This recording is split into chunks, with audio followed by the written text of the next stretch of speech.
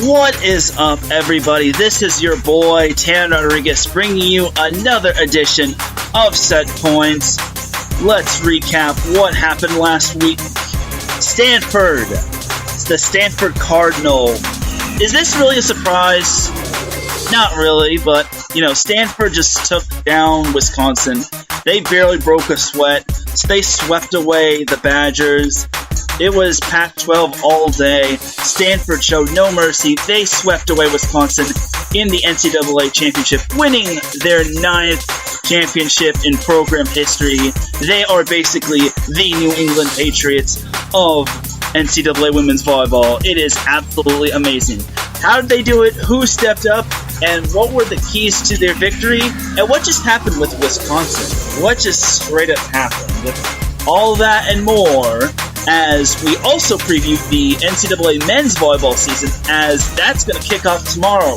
Who are the two teams that will be facing one another in the end of the decade match? Who will it be kicking off the 2020 season, even though we are in 2019? All that and more here on Set Point. You're listening to Set Point here live on IE Sports Radio, your direct feed for all that is sports.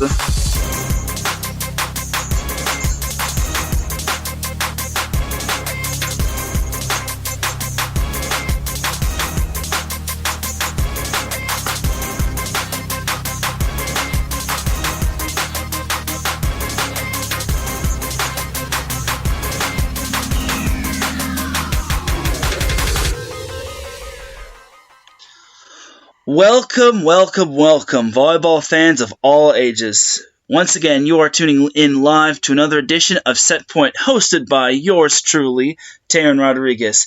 It is great to be here on this beautiful Saturday night. If you're on the West Coast, if you're on the East Coast, it's pretty much 10 o'clock, and you're pretty much a diehard if you are listening in. And if you are doing so, then you are very, very awesome, and I appreciate you tuning in to this episode of Set Point.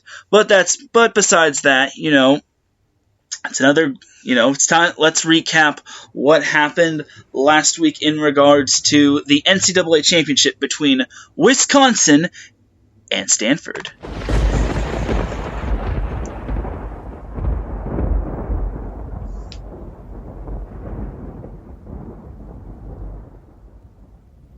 So basically, this was one of the more one-sided championship matches. I honestly didn't expect. I knew Stanford was going to win, and I definitely knew they were pretty much just too much for Wisconsin.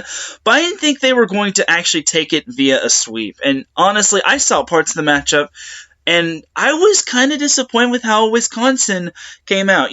First set, it was 1-1, and then Stanford pretty much just goes on a 3-0 run. That's pretty much the momentum right there. Stanford eventually leads 11-5, which pretty much has Wisconsin in a rut, and eventually Stanford is up. They lead by as many as 9. They basically Stanford was just too much for them. It was not only just Catherine Plummer just doing the work, but it was Madeline Gates, Megan McClure, Jenna Gray, all of that. It was a team effort for Stanford. And like I said, Stanford led 23-14 at one point, and they took the first set 25-16. And that was basically just a portion of what Stanford was going to bring in that match. And so, I was pretty flabbergasted to see Stanford just straight up just mowing down Wisconsin. So the second set was pretty much the same. Wisconsin never led, as the first 3 points went to Stanford via 2 kills from Plummer and a block of the net courtesy of Madeline Gates and Catherine Plummer. It was basically somewhat of a carbon copy of the first set. I mean, Wisconsin showed a little bit more heart as they tried to make it a battle, but Stanford just had an answer for them no matter what. Just like the first set, Stanford led by as many as 9. They led 20-11, and then Wisconsin actually came back with a few with a few errors from Stanford. Stanford had a few hitting errors, and then they got an ace and a block, and then suddenly Stanford's 9-point lead was trimmed down to a 5-point lead at 20-15. But then Kevin Hamley was wise to call a timeout, and then Audrina Fitzmaurice broke the point streak, and eventually Stanford won the set 25-17. It was almost just like the first set, but except, Wisconsin tried to make it a match, but it was just way too late. They fell behind by way too much, and that was pretty much the set. And third set was a little bit more back and forth. This was probably the most competitive set. It was basically the set that Wisconsin had the best chance to extend the match. They went up 8-6 at one point, and then Stanford went on a 6-0 run, and not even a timeout was able to stop Stanford's hot streak. But then Wisconsin answered back with 3 straight points of their own. It was only a 1-point game, with Stanford leading 12-11. Eventually, the two teams found themselves tied at 15, courtesy of a hitting error from Catherine Plummer, and Wisconsin actually took the lead at 16-15. But then a Wisconsin service error and a kill from Catherine Plummer gave Stanford the lead again. Then it was basically just back and forth action. It was actually tied at 19-19 at one point, and then Stanford went on a hot streak. They went on a 5-0 run, which included a call being overturned from a review, from a challenge from Stanford, and now Stanford had match point, but Danielle Hart, to her ability as a player, she kept Stanford in a match, Wisconsin in the match with a kill, but then Madeline Gates just straight up closed the match with a kill from the middle, and that was your ball game. Stanford swept Wisconsin, kind of a anticlimactic ending to the NCAA women's volleyball season, especially with what happened last year with Nebraska having gone 5 with Stanford, and that was pretty much that. Honestly, Stanford was just the dominant team overall, and honestly, it was just it was kind of disappointing, honestly, and not too many teams challenged Stanford. Some did challenge Stanford, but only one team took a set or two off of Stanford, and that was Utah, winning in the Sweet 16. So this just goes to show you the dominance of Stanford, and they were just flat out amazing this season. They had their road wasn't as easy as it was last year, but it was still one of the better years and more impressive years, especially with Catherine Plummer going out on a high note. We got to hit the applause button for Stanford repeating as NCAA. Oh, we have a guest in the chat room. There it is. There he is. Larry B says, "Good evening, Mr. Teran. Have a great show." Hey, thanks, Larry B. I appreciate you joining me in the chat room. He and I were I was telling him that this was Stanford's back-to-back championship, and believe it or not, the seniors on Stanford, being Catherine Plummer, Audrina Fitzmaurice, Jenna Gray, Morgan Hens, and a couple others, minus Madeline Gates, only lost one postseason game, and that was back their sophomore year when they lost to, I believe it was Florida in the NCAA semifinals, where they lost in 5 sets, and that was a tough loss for Stanford, but and eventually Florida lost to Nebraska, or was it Texas? I think it was Nebraska. But either way, it was a tough loss for Stanford. But honestly, Larry B just said it best. That senior class is amazing. Jenna Gray did everything great at the setter position. More because the setter position is a very tough position to master, because especially at the freshman level, she being a freshman, having thrown into the fire during her freshman year, it's tough for her, but she was able to master it, and she just was the best setter. I remember one time during Jenna Gray's Final Four year, and during her freshman year, I believe it was the NCAA volleyball, the Instagram account for NCAA volleyball basically had a poll saying, which setter would you take? And I believe it was the Minnesota setter, the Nebraska setter, the Texas setter, or the Stanford setter, and then pretty much everyone was given their input, and then one person said anybody but Jenna Gray, which was kind of funny, honestly. I mean, it was a bit funny, to be honest, because eventually Jenna Gray did see that, and let's just say, she's probably laughing at that right now, looking back at it.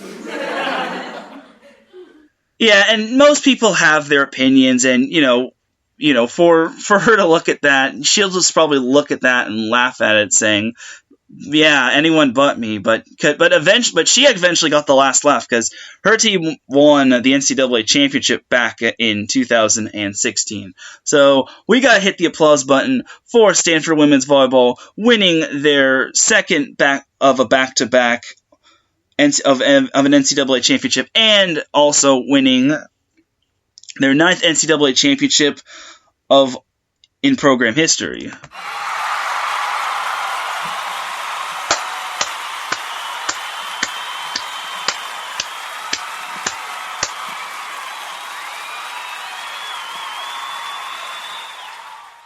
So yeah, it was just a straight-up domination in that NCAA final, and I honestly thought that Wisconsin was going to come out with a little bit more sense of an urgency.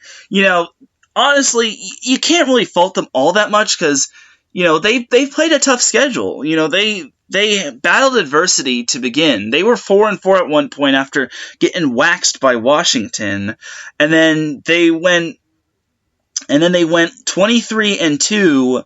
And then they just ran into a buzzsaw against Stanford. And, they do have some players coming back, such as Molly Haggerty and Dana Redke. Those two players, especially Dana Redke, she is solid in the middle blocker position. I believe she's like 6'8", 6'9". She is very tall. She'll make the average guy who's like 6'2", 6'3" look pretty short. So I honestly think Wisconsin will be back on the big stage. So, to close the book on this NCAA women's volleyball final, Stanford was just the better team, but you can't really fault Wisconsin on their gameplay. Wisconsin gave it their all, but, when you're facing an unfamiliar opponent such as Stanford, you don't know what to expect. And, this was their first NCAA finals appearance since 2013. And they did not have any players on that team. I'm pretty sure they don't have any players on that team on this year's team. So unless, of course,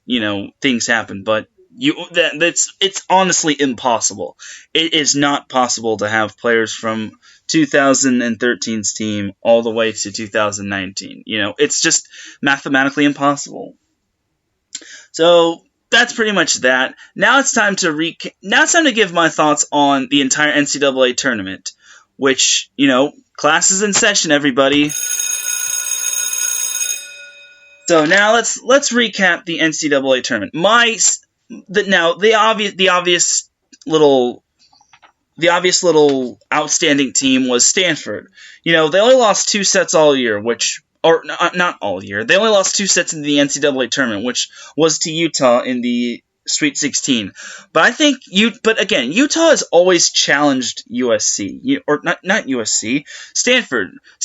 Utah has always challenged Stanford, and it's quite impressive. And they almost beat Stanford as well, which is also very impressive because Stanford is a very solid team. Like, they did not get to the Sweet 16 for nothing. They had to topple their holy war rival BYU, and BYU is also talented despite only having 4 seniors as well. So Utah definitely deserves credit, but Stanford was just the overall outstanding team. The team that was the most under the radar team of the and the most underrated team was definitely Louisville. Louisville and Cincinnati. Louisville upset number 2 Texas in the Sweet 16, which was very, very, very impressive. I honestly did not expect that, considering, it's just absolutely amazing on how that team just took down Texas in Texas's gym. And it's tough to win at University of Texas, considering they have some loud, passionate fans. Those fans are rowdy. But Louisville was able to take down Texas in the Sweet 16, which was very impressive. Now, Cincinnati was able to take down Pittsburgh, or Pitt, in the second round, which, looking back at it, it wasn't that shocking, considering Cincinnati actually played Pitt this year and Cincinnati lost. But Jordan Thompson, man, she is now playing overseas. Like, after Jordan Thompson's collegiate volleyball career was over, she pretty much got a deal to play overseas, and she signed that deal, and now she's going to be playing professionally. And the sky's the limit with her, because she's basically like a pogo stick.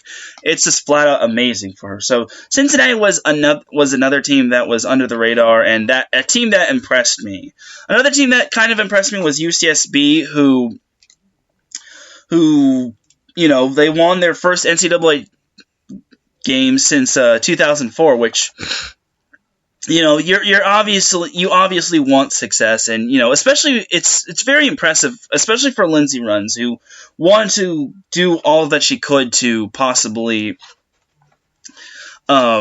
to lead UCSB to as much success as possible, because this was her senior year, and she actually got to play 5 years, because one of her years, she had to redshirt because she had a plethora of injuries, but she was able to just turn it around.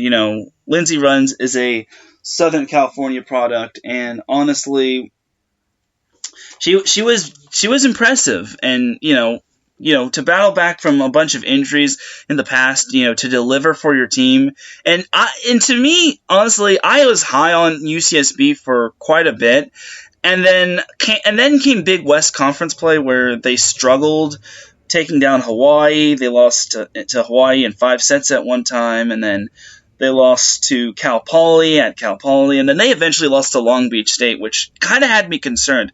It's like, I didn't even think UCSB was going to make the NCAA tournament, but, their RPI was definitely impressive enough to get them into the tournament, and it's kind of unusual to see Big West Conference teams, other than Hawaii, make the tournament, because, normally it's like the number one team from the Big West Conference, and then like maybe the number 2 team. Like, if a team that's not Hawaii wins the Big West Conference, it would be that team and then Hawaii. But this year it was Hawaii as the Big West Conference champion, then Cal Poly, who was the second place team from the Big West, and then UCSB, who was the third, who finished third in the Big West Conference, made the NCAA tournament. Now, I didn't think that, with the Big West is not really the Power 5 conference, honestly. I keep saying this, that the Big West is nowhere near as good as the Pac-12 or the Big 10 or the Big 12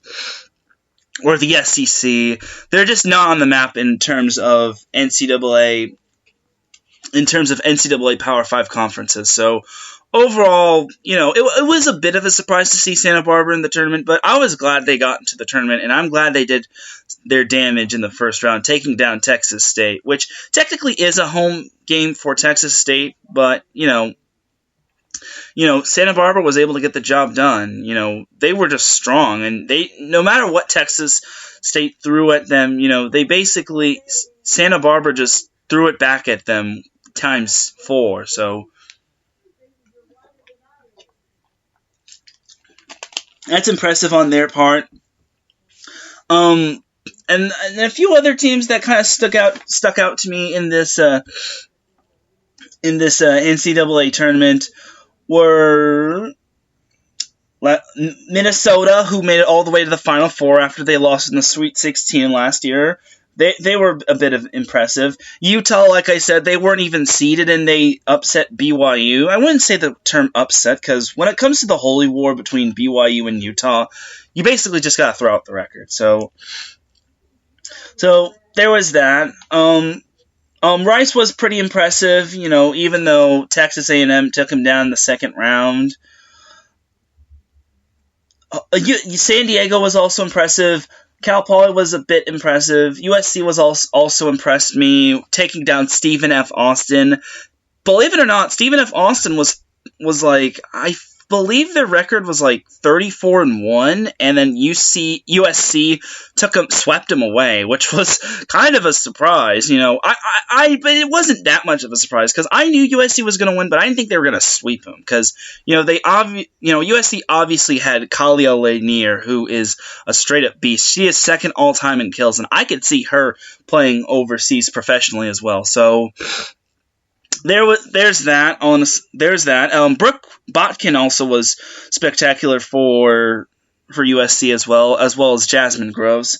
So those are some of the teams that impressed me. Obviously USC ran into a buzzsaw that was Baylor, even though they were leading for the most part. But big ups to USC. Now for some of the more disappointing teams that to me kind of disappointed me.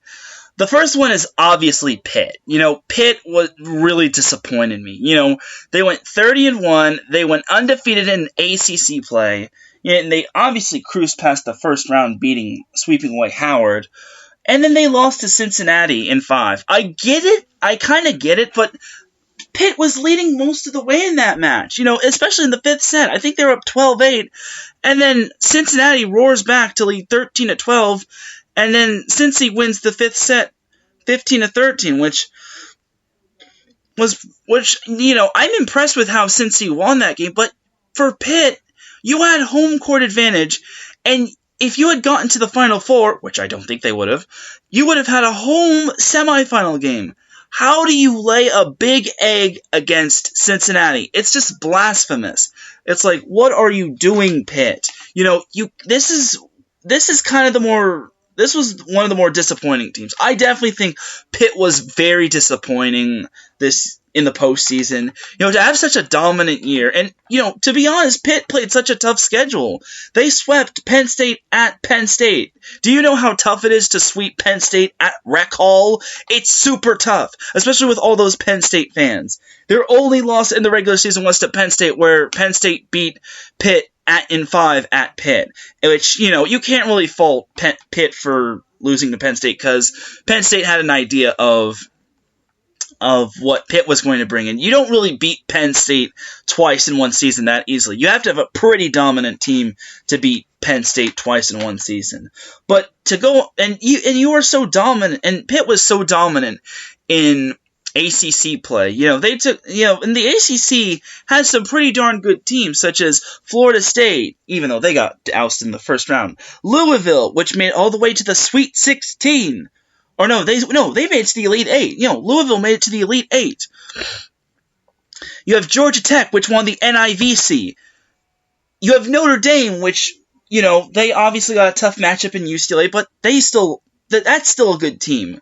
How do you go from dominating your league, your conference, finishing first, and just going undefeated, perfect, pretty much having not even gone 5 sets in any of those matches, to going 5 sets in the second round and then losing to Cincinnati? It's blasphemous, I tell you, blasphemous. And to me, I think Pitt was the disappointing team in the NCAA women's volleyball tournament, in my opinion. Another disappointing team to me was BYU. I mean, now BYU, I'm gonna give them a little benefit of the doubt. BYU is young. They have 4 seniors this year, and they were led by Mary Lake, who is debatably the best libero in the nation, and she's probably gonna continue to work with the U.S. national team as she was with the U.S. national team this past summer. So I definitely think BYU is young though, so it's kind of understandable for BYU to have lost in the second round, considering, again, the Holy War is just so tough to predict, and you can't really fault them on that. So BYU was disappointing, but I don't think they were as disappointing as Pitt. Now, a team that was more disappointing than BYU, but not as disappointing as Pitt, was Texas. Texas, to me, what really disappointed me this postseason. They made it to the Sweet 16, yes, but they struggled so immensely against UCSB in the first round. And then Texas eventually lost to Louisville in 5 sets. They were down 2-0 in the match against Louisville, and then Texas, took the next 6 sets 3 and 4, and then, Texas ran out of gas in set 5. They lost in the round of 16. We have someone in the chat room yet again. Oh, and Larry says he thinks USC did pretty good. Yeah, I think I'll get into USC a little bit more. I definitely think, but finishing up with Texas, they were the number 2 seed of the tournament. I don't understand how Texas lost in the Sweet 16. You've lost in the Sweet 16 on your home floor. I know you have young players, but this was your year. You were the only team to have taken down the number 1 seed Baylor. And you mean to tell me you couldn't take down an unseeded Louisville team? It is November madness right there. November madness or November nuttiness. That's what I'm going to say. November nuttiness is what, or downright December is what I call it. So it's not March Madness, November nuttiness, or downright December. So back to what Larry said. He said USC did pretty good. Yeah, I think USC did really good. Stephen F. Austin was 31-1 going into that game, and then USC had a bit of had a bunch of tough losses. Mainly in 5 sets. I think they only won like 1 or 2 matches that went 5, which I think I want to say they beat Yale. I'm not entirely certain, but they lost a bunch of 5-set matches. One was to San Diego. The other 2 were to Utah. One was to Washington State. One was to Stanford, which, Stanford didn't have Catherine Plummer and Kendall Kipp. But now that I actually remember, they actually won 2 other 5-set matches. They won 2 other 5-set matches against Washington, which, that was kind of what salvaged them in regards to making the NCAA tournament, because Washington was the number 8 seed of the tournament, and USC beat Washington at the Galen Center, and then they beat them at Washington, which was very impressive. But the only thing that kind of underwhelmed me on USC was that they got swept in the crosstown rivalry against UCLA, which, that's a bit of a letdown. But, I don't think they had Brooke Botkin for most of the season. I think she was injured as well, and it's a bit unfortunate, but, USC did what they had to do, and Kalia Lanier pretty much put the team on her back, and, she has a future ahead of her. She has a bright future ahead of her, So there's pretty much that in regards to USC. So as for, I don't really see any other teams that were disappointing to me. I mean, if I had to pick another, I would probably say Western Kentucky. But they were the 15th seed, and even if they had beaten Louisville, they would have had to face Texas. Well, even if they would have had to face Texas, and who knows what would have happened in regards to facing Texas. Maybe Texas's season stays alive. Maybe Western Kentucky makes it to the Elite Eight. Maybe Western Kentucky upsets Minnesota, and then they make the Final Four. And who knows what they do against Stanford. Those are questions that will never be answered. So overall, I don't think there are too many teams that disappointed me. I mean, for those that are probably saying Baylor was disappointing, well, I won't bag on Baylor, because they made it all the way to the semifinals, and they were the number 1 seed, and they just lost to a highly touted and battle-tested Wisconsin team who had a great game plan against Baylor, and Baylor was making their first semifinals appearance in team history. There was a team full of firsts in regards to Baylor. They beat Texas for the first time since 2001. They made it to the quarterfinals for the first time in team history. They made it to the semifinals for the first time in team history. Yasiana Presley got National AVCA Player of the Year. Their coach got AVCA Coach of the Year. This was just a great overall season for Baylor. They just fell a couple games short of reaching that elusive national championship and joining Texas and Kansas in as Big 12 teams, winning the NCAA tournament. So, but Baylor will be back. Baylor will be back, and I definitely think they can make a deep run for the NCAA championship. Same can be said for Wisconsin. As for Stanford, it's going to be tough to replace Jenna Gray, and Morgan Hens and Catherine Plummer. They definitely have their bases loaded in regards to the middle blocker position, but and maybe the outside hitter in opposite position. But it's just going to be tough to replace a player like Catherine Plummer. They obviously have Kendall Kipp, who was also impressive this year until she got hurt. And I'm willing to say that if Kendall Kipp did not get hurt in Pac-12 play, I think she could have been the AVCA Freshman of the Year, but she wasn't, and possibly the Pac-12 Freshman of the Year. But that wasn't the case, however. But I think she's going to use that as motivation to dominate and and just come back stronger next year. I can definitely see, I can see her just being a force for Stanford, as well as Megan McClure and then Natalie Birdie, who got to see some action for Stanford and when Catherine Plummer and Kendall Kipp were both out with injury, but then after Kipp and Plummer were back into action, Natalie Birdie kind of shifted toward the bench, which is sad, but she will also return. I could see her once McClure graduates. I can see Birdie just stepping up her gameplay, because she is the California Gatorade State Player of the Year, which that's an impressive feature on its own, and she was the number 3 ranked outside hitter in the nation in the class of 2019. So there's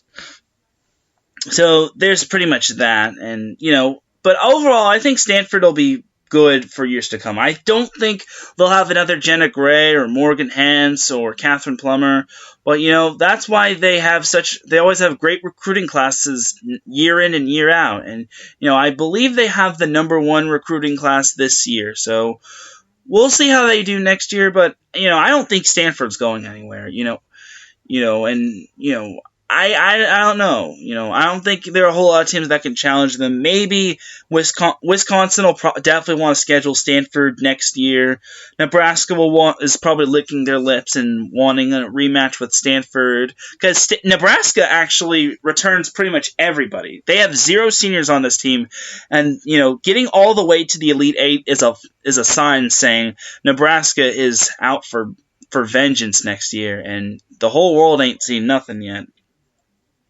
So, yeah, I definitely see Nebraska making it back. And, I think UCLA is another team that can make it back to make a deep run in the NCAA tournament, because they returned Mac May. They only lost 2 seniors, being Savvy Simo and I forget who the other one was, but, they definitely returned Savvy Simo, the Pac-12 Player of the Year. So, and they returned a few other players, such as Devin Chang and Kelly Berry. Kelsey Campo was a great serving specialist, as well as a defensive specialist as well. So, I definitely think UCLA can possibly challenge Stanford, but I don't think Stanford is going to give their crown up just yet. I just think Stanford is just too good, man. Oh, Larry says, who is your biggest surprise team of the season? That's a very good question, Larry. Very, very good question. I gotta hit the applause button for Larry real quick.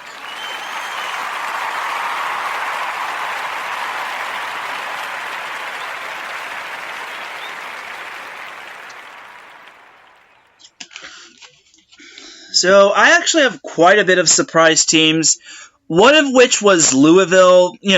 I'll name a bunch of surprise teams, but I think I have too many surprise teams to name. But if I had to pick one, I would probably go with I'd have to go with Louisville, because, they took down two-seeded teams, Western Kentucky and Texas, and I think Louisville finished tied for second with Florida State and Notre Dame and Georgia Tech, and they were kind of lucky to get into the NCAA tournament, and then they knocked off Western Kentucky in 5 sets, and like I said, they knocked off Texas in 5 sets in the Sweet 16.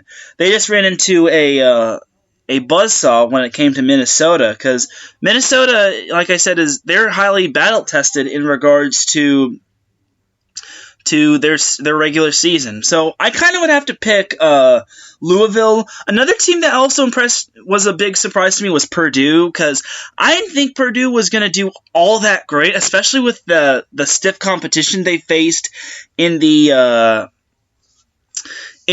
Big Ten with Nebraska, Wisconsin, Penn State, Minnesota, even Michigan. The Michigan schools were up there as well. But Purdue took down Nebraska for the first time in quite some time. It was 2013 since they last took down Nebraska.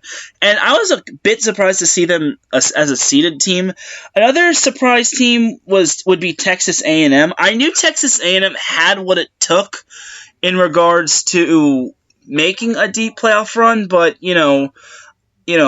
but competing in the SEC with teams like Florida and Kentucky, that's pretty tough on its own. But Texas A&M held its own in that conference. Another surprise team would probably be Rice. Being in the American, I believe it's the Mid-American Conference, they were on such a tear. They're one of the few teams to have taken down Texas in the regular season. Rice was also another surprise team for me.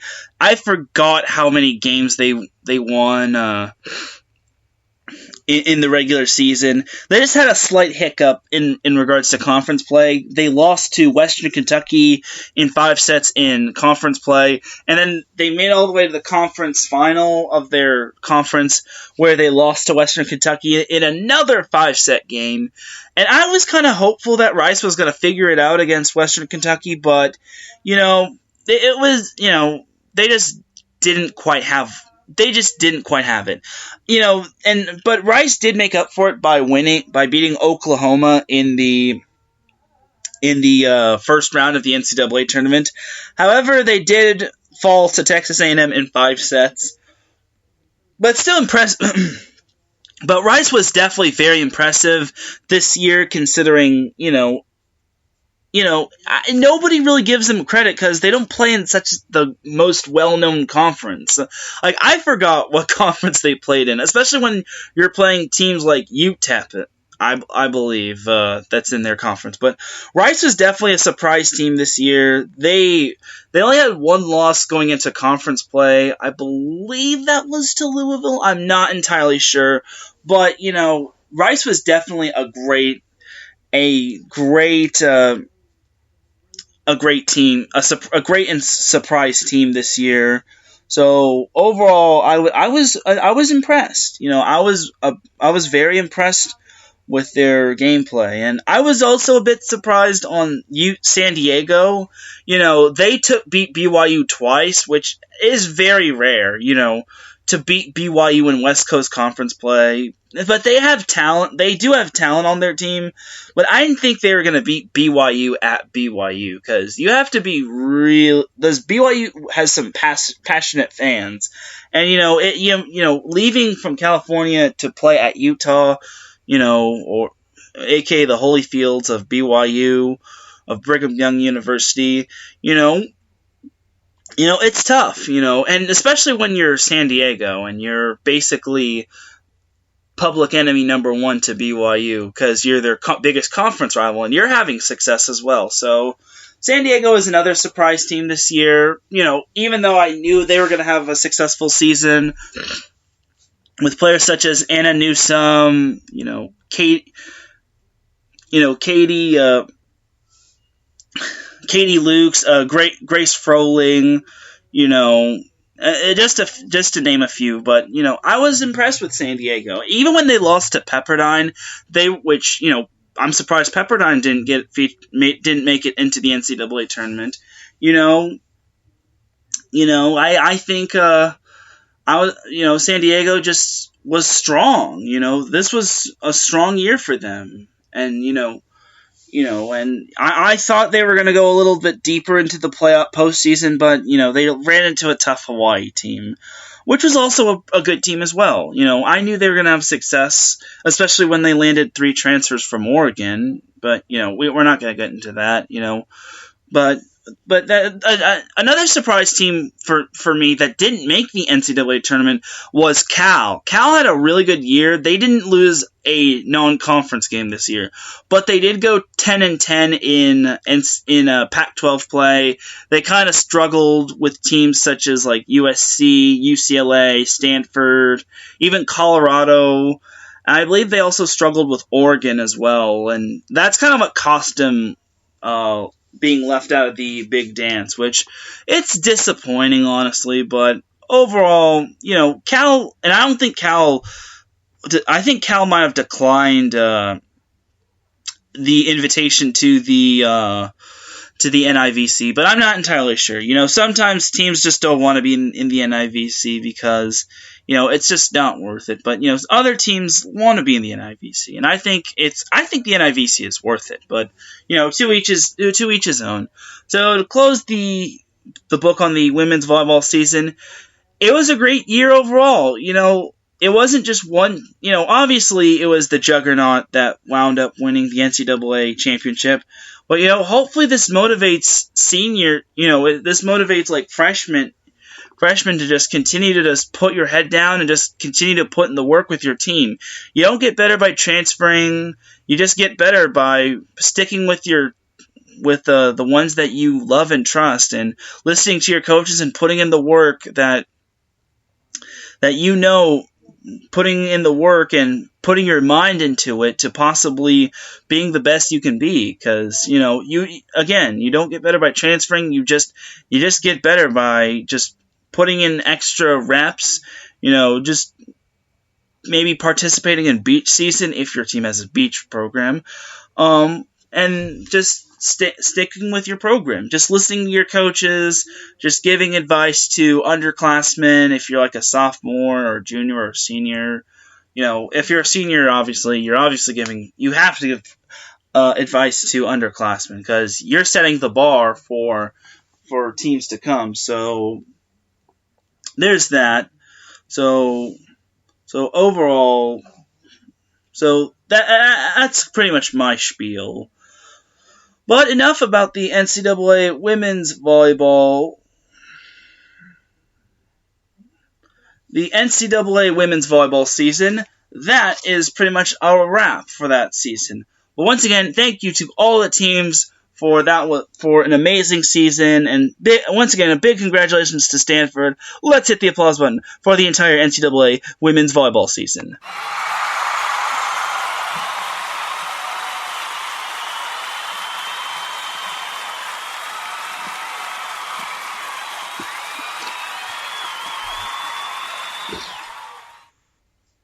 All right, so now we are about to transition into the NCAA men's volleyball season, which starts tomorrow, if you can believe that. Oh, we have someone else in the chat room. It says, Larry B says that was a great tournament. I definitely agree, Larry. Very good tournament. I was, there were quite a bit of upsets. And they were quite, teams definitely showed their true potential when it came to the NCAA tournament. I definitely agree with the NCAA tournament being a great tournament, especially with teams such as Louisville. Louisville obviously had a tough go in ACC play, but then they got all the way to the Elite Eight, unseeded, and they made it all the way to the Elite Eight. That is definitely impressive. Now we get into NCAA men's volleyball play, and it is going to be too sweet, as someone from iSports Radio would say. Let's get into who is the preseason polls.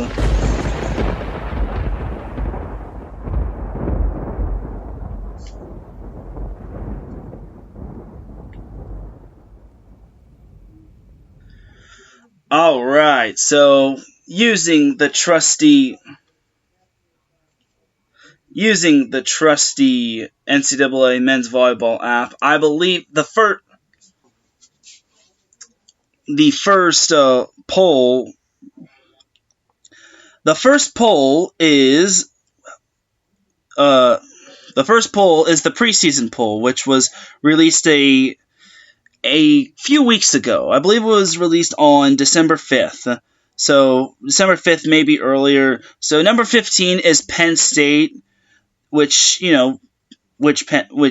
State, Well, first let's get into the receiving votes.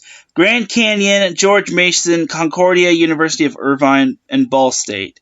So number 15 is Penn State. So let's do this Larry B style. We'll go 15 through 11. Well, first number 15 is Penn State. Then let's go 14 to 11. Purdue, Fort Wayne, Cal State Northridge, USC, and Loyola of Chicago. Now let's go 10 through 6. Princeton, number 10. Number 9, Pepperdine. Number 8, UC Irvine. Number 7, Stanford. Number 6, Lewis. And let's go 5 through 1. UC Santa Barbara. Number 4, Long Beach State, the two-time reigning champion. Number 3, BYU. Number 2, UCLA. And number 1 is... That's my imitation of a drum roll. Your number 1 team in the preseason polls is Hawaii, which I might have already spoiled, but, Hawaii is the number 1 team as they return a huge portion of their team, which is downright impressive. So, I will be the first to say that it's no surprise that Hawaii is number 1. They actually took down Long Beach State in the Big West Conference Tournament final, which was pretty impressive. I knew they were going to get some sort of revenge, but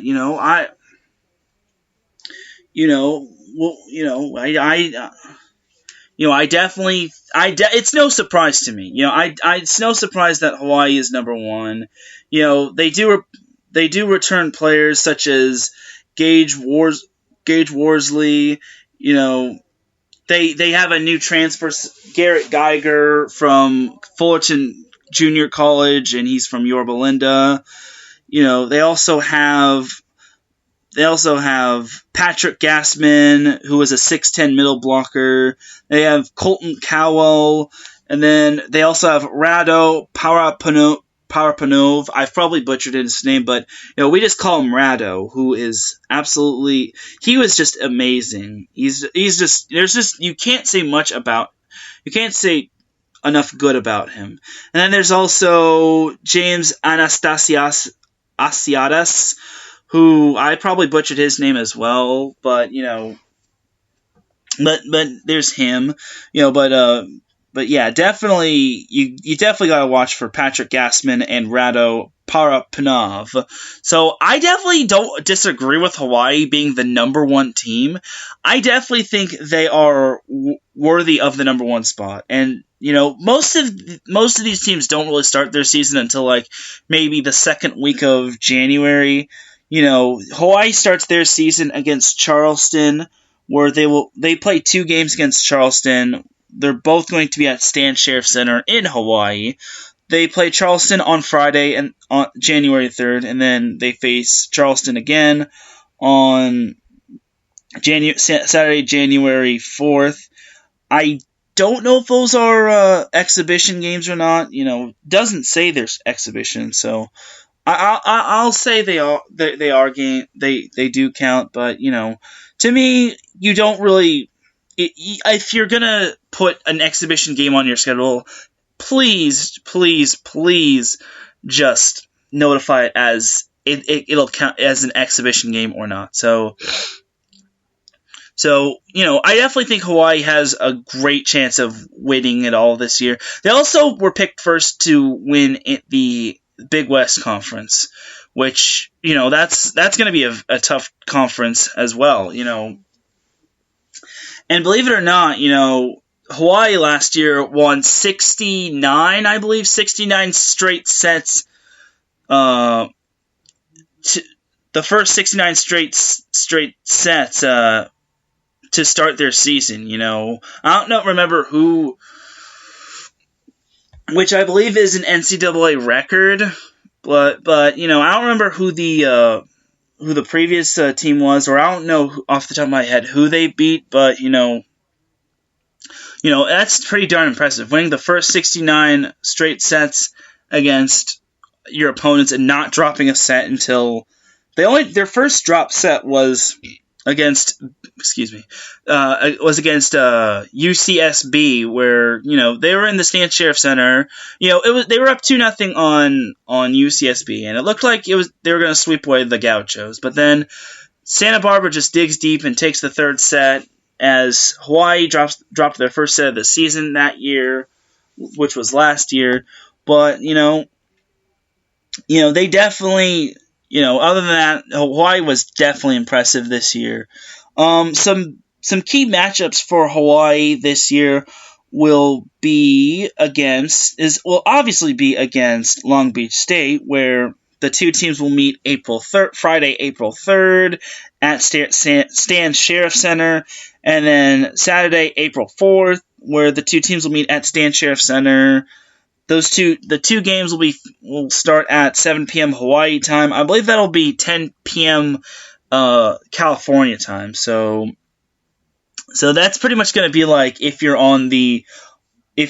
watching a game on the West Coast, and then if you're on the East Coast, that's basically Californians and West Coast people are going to be watching the Hawaii Long Beach State game as an Eastern time. So there's that.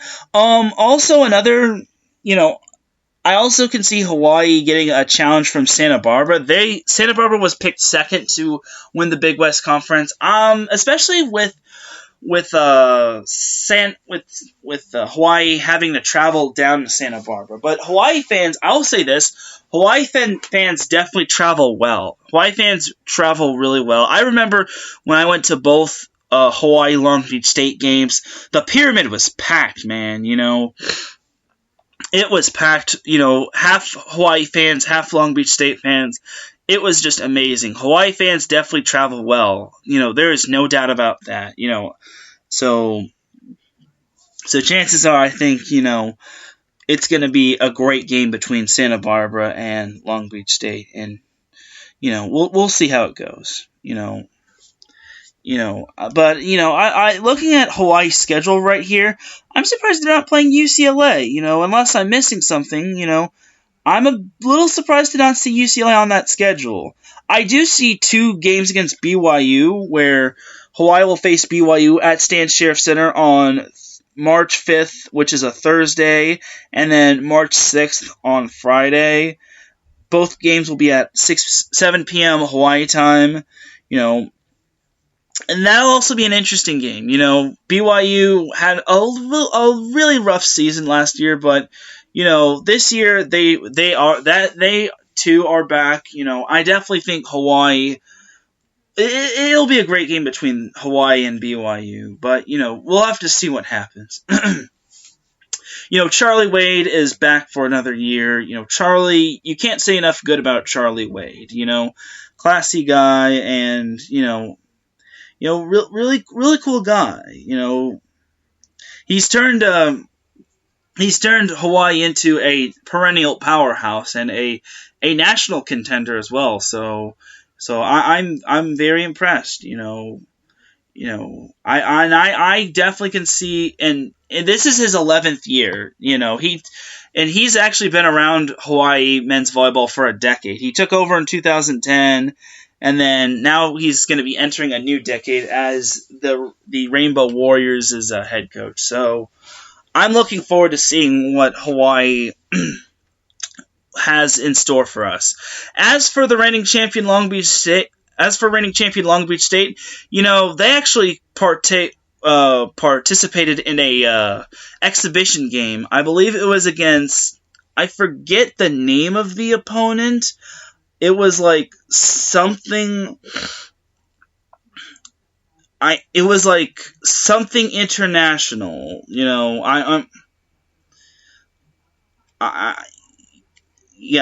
gonna look that. I'm looking that up as we speak right now. So. Trinity Western. I wasn't even close. So, yeah, Long Beach State played an exhibition game against Trinity Western, and, they lost in 5 sets, but luckily that's an exhibition game. It doesn't count toward Long Beach State's record, and, I saw their starting lineup. They have Carlos Rivera in at setter. He is going to be taking over for Josh Tuaniga. That is huge shoes to fill. You can't say enough about how big that's going to be. The poor guy, Rivera actually got to play it a bit last year. So he's got some setting experience. He was mainly a serving specialist, but, it was great. It's great to see Rivera on the court. But I wouldn't really say he's set in stone as a starter because, there's also Aiden Knipe. Now, for those that know who Aiden Knipe is actually the son of head coach Alan Knipe. So Aiden Knipe and Alan Knipe Alan Knipe is coaching his son Aiden, which is really cool. And, I like the Knipes, really cool family, and Alan Knipe is a really cool down-to-earth guy. He's also kind of like a father figure to his players. And it's really going to be cool to see how he coaches his son for years to come. I don't know if he'll coach I don't know if Knipe will start, Aiden Knipe will start, but, we'll see. Maybe Alan Knipe runs a 6-2 offense with 2 setters. As for the rest of Long Beach State's lineup, it consisted of Shane Holdaway, I think it's Holdaway, who played a middle blocker. I know his dad, really really nice guy as well. So Shane Holdaway was the middle blocker.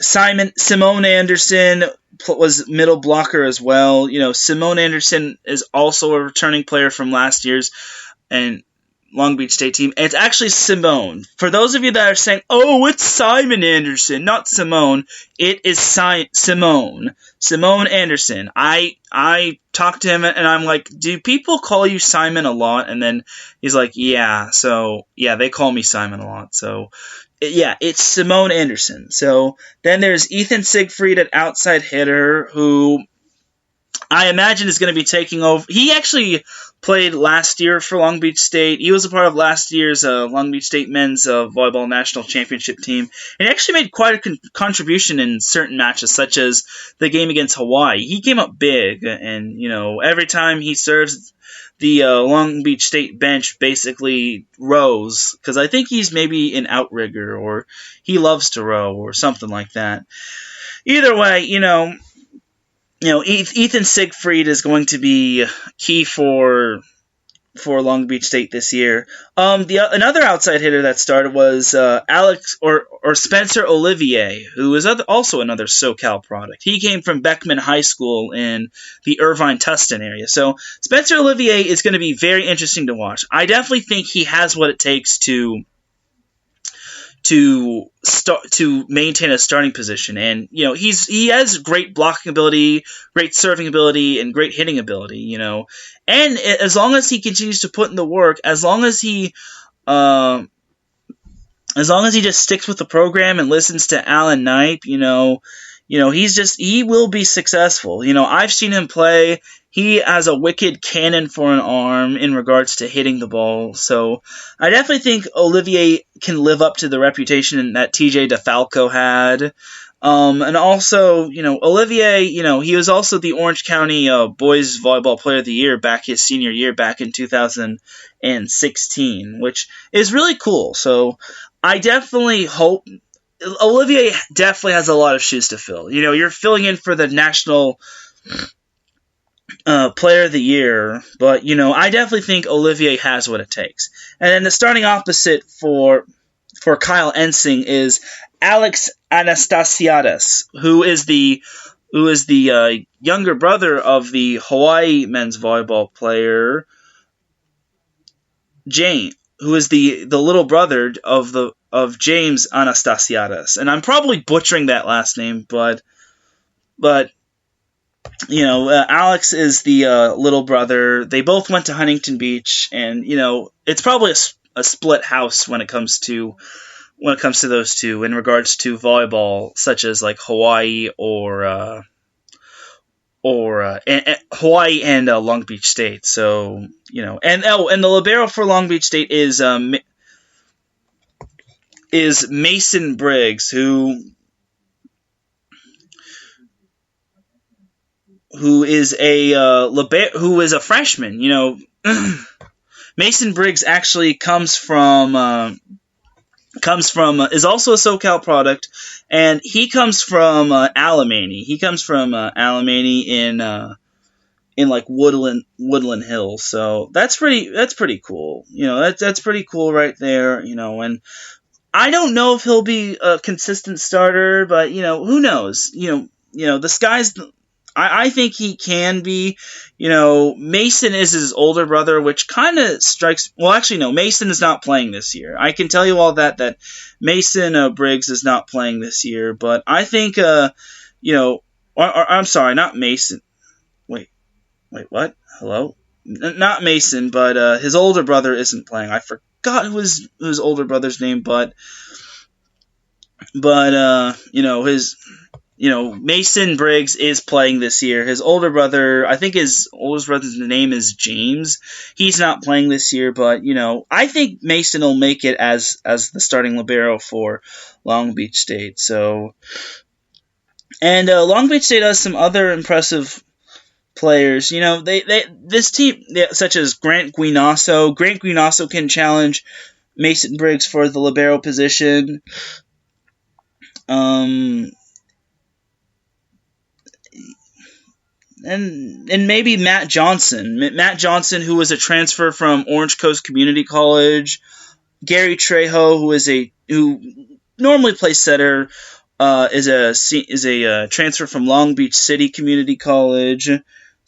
So there's pretty much that. I definitely think Long Beach State will still be up there, but they won't be as dominant as they were. So I definitely am looking forward to see what Long Beach State has to offer. I'm not just saying that because I'm a student at the school, but I will say that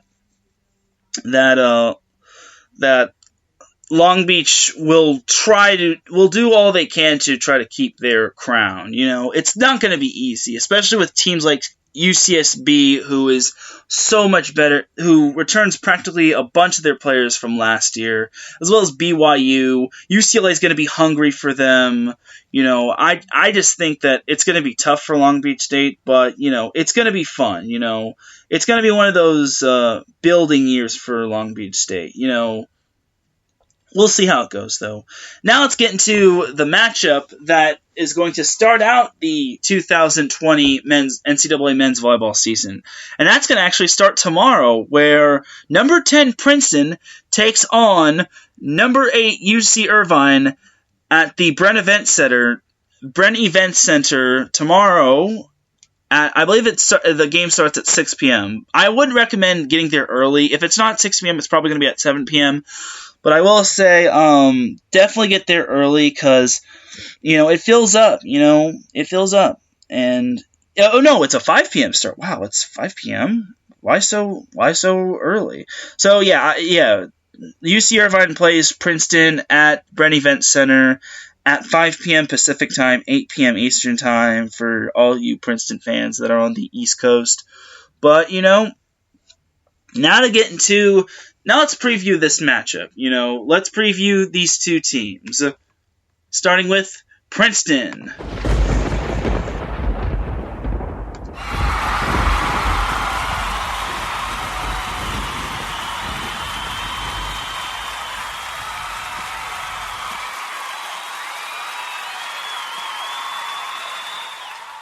So Princeton will be led by seniors George Hummin.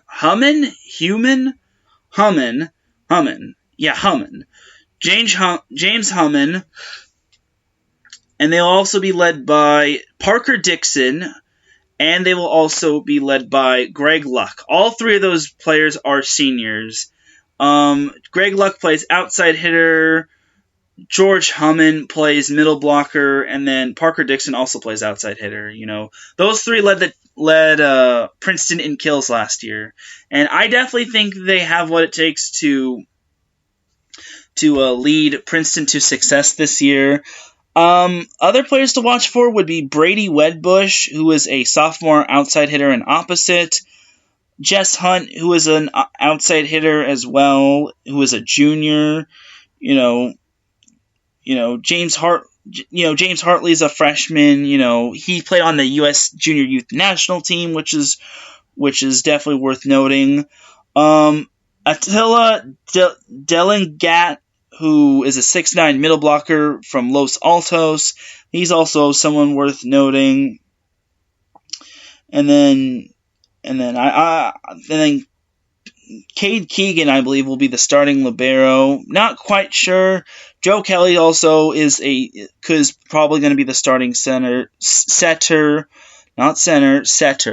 So Princeton, to me, I think can give UC Irvine a great matchup. I definitely think they'll give UC Irvine a great battle tomorrow. If they're just going to have to lean on their senior leadership, and can they win on the road in a different environment, which is pretty much far, far, far away from their home. That remains to be seen, but we'll see how it goes. Anything can happen. I think they'll give them a battle. I definitely think they can give them a battle. Oh. So now let's preview UC Irvine and their roster.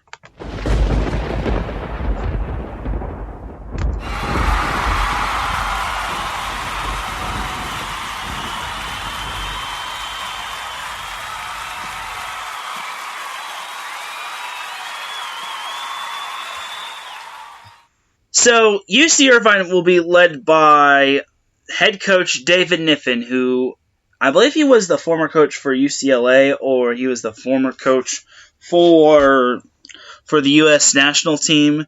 And they will be led by Scott Static, who is a 7 feet middle blocker. This dude is 7 feet. He is a freaking beast, man. He's a bad man, as Stephen A. Smith would say. But this isn't Stephen A. Smith. This is. I will say that Scott Static is a freaking beast. They obviously do miss. Thanks, courtesy of the UC Irvine men's volleyball site.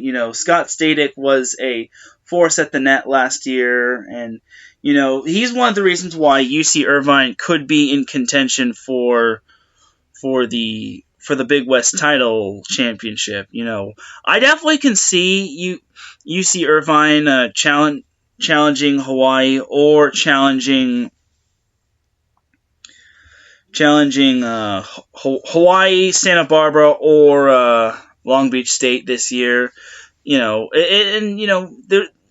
UCI is one of those scrappy teams. UCI is scrappy. They're not one of the best teams, but they're certainly not one of the worst teams. The Anteaters will be led by Joel Schneidmiller, who is a junior outside hitter who led the team in kills last year with 314.